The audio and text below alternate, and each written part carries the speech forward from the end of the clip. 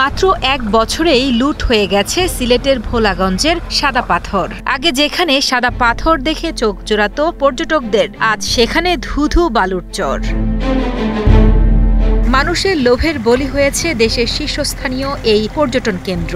সিলেটের পর্যটন কেন্দ্র সাদা পাথরের সিন্ডিকেটের ভয়াবহ আগ্রাসনের চিত্র সামাজিক যোগাযোগ মাধ্যমে ছড়িয়ে পড়ার পর এবার অবৈধভাবে বালু উত্তোলনের অভিযোগ উঠেছে গাইবান্ধায়। এখন আমরা দেখতেছি কি হরিপুরের যে সেতুর ৩০০ ফিট পূর্বে যে ডিজার দিয়ে যে বালু তোলান হচ্ছে, সেতুর জন্য বিরাট ক্ষতিকারক। প্রশাসন তার অবহেলা কিংবা উদ্দেশ্যমূলকভাবে এখানে কোনো বালু মহলের টেন্ডার আহ্বান করে না। এটারই সুযোগে কিছু সংখ্যক ভূমিদস্যু বালু খেকো, যারা তিস্তা সেতুর খুব নিকটবর্তী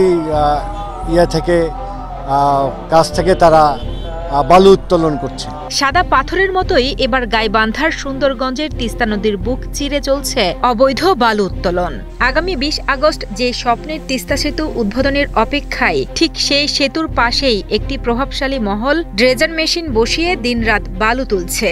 এতে উদ্বোধনের আগেই মারাত্মক ঝুঁকির মুখে পড়ছে গাইবান্ধা ও কুড়িগ্রামবাসীর স্বপ্নের এই সেতু ও এর আশেপাশের এলাকা। তিস্তা সেতু আমাদের বহুদিনের কাঙ্ক্ষিত একটি ব্রিজ, আগামী ২৫ আগস্ট উদ্বোধন হওয়ার কথা, কিন্তু আমরা লক্ষ্য করলাম বাংলাদেশের অনেক মিডিয়ায় এবং আমরা স্বচক্ষেও দেখেছি সেটা হচ্ছে হরিপুর ব্রিজের উত্তর পূর্ব কর্নারে ৩০০ থেকে ৪০০ মিটার দূরেই স্থানীয় চেয়ারম্যান সহ চৌকিদার পাহারায় ড্রেজার মেশিন দিয়ে বালু উত্তোলন হচ্ছে। যে কোনো সময়তে এই সেতু হুমকির সম্মুখীন হবে।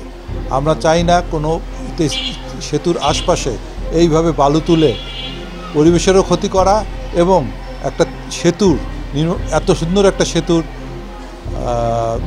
হুমকির সম্মুখীন হবে, এটা আমরা চাই না। বালু ব্যবসায়ীরা প্রভাবশালী হওয়ায় স্থানীয়রা প্রতিবাদ করার সাহস পাচ্ছে না। যদিও এলজিডির নির্বাহী প্রকৌশলী উজ্জ্বল চৌধুরী সেতুর পাশ থেকে বালু তোলার সুযোগ নেই বলে জানিয়েছেন এবং জেলা প্রশাসক চৌধুরী মুয়াজ্জেম আহমদ ব্যবস্থা নেওয়ার আশ্বাস দিয়েছেন। তবে এর আগে অভিযান চালাতে গিয়ে বাধার মুখে পড়েছে প্রশাসন। এমনকি আটক ব্যক্তিকে পুলিশের কাছ থেকে ছিনিয়ে নেওয়ার মতো ঘটনাও ঘটিয়েছে এই প্রভাবশালী চক্রটি। আমাদের তো সম্পত্তি তো কেন থাকবে এখানে? কোথাও তো বালু উত্তোলনের সাথে আমাদের কোনো সুযোগ নাই। হ্যাঁ, আপনি যেটা হয়তো বোঝাতে চাচ্ছেন, বিভিন্ন জায়গায় আমাদের বা রাস্তায় বালু উত্তোলন করে লাগবে, এটা ঠিকাদার বৃন্দ, এটা তো ওনারা নিজের বিভিন্ন জায়গার থেকে বালু সংগ্রহ করে বৈধ উপায়ে সংগ্রহ, অবৈধ উপায়ের সাথে তো বালু সংগ্রহ করতে আমরা কাউকে উৎসাহিত করতে পারি না এবং বলতেও পারি না।